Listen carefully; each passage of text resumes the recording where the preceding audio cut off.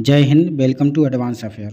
हाल ही में जर्मनी ने भारत को विशेष दर्जा प्रदान किया है, जो दोनों देशों के बीच बढ़ते सामरिक संबंधों को दर्शाता है।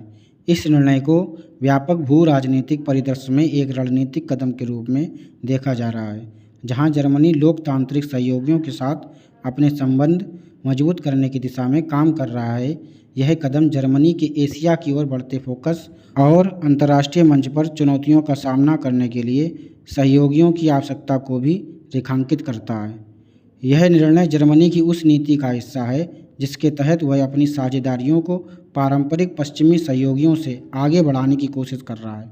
भारत, जो दुनिया का सबसे बड़ा लोकतंत्र और एक प्रमुख अर्थव्यवस्था है, एशिया में एक महत्वपूर्ण रणनीतिक साझेदार के रूप में उभर रहा है।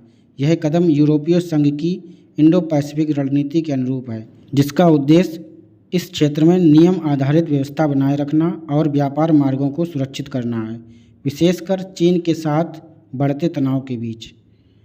भारत और जर्मनी पहले से ही आर्थिक सहयोग में जुड़े हुए हैं, खासकर सूचना प्रौद्योगिकी, निर्माण और नवीकरणीय ऊर्जा जैसे क्षेत्रों में। भारत G20 का सदस्य है और जलवायु परिवर्तन, सुरक्षा और आर्थिक विकास जैसे वैश्विक मुद्दों पर जर्मनी के साथ समान रुचियां रखता है। भारत का जोर न्यूक्लियर पनडुब्बी बनाने पर है, जिससे समुद्र में अपनी ताकत में इजाफा किया जा सके।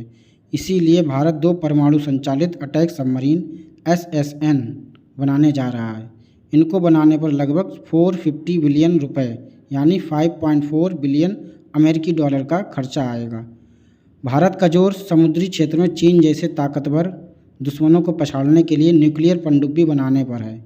इसकी एक वजह यह है कि जंग होने पर विमान वाहक युद्धपोतों का इस्तेमाल जोखिम भरा हो सकता है, क्योंकि युद्धपोत पर लंबी दूरी की मिसाइल से निशाना साधा जा सकता है। इसी वजह से भारत का जोर न्यूक्लियर पनडुब्बी बनाने पर है, जिससे समुद्र में अपनी ताकत में इजाफा किया जा सके।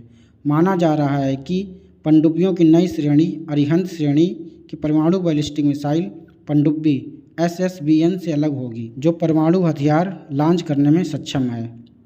जय हिंद।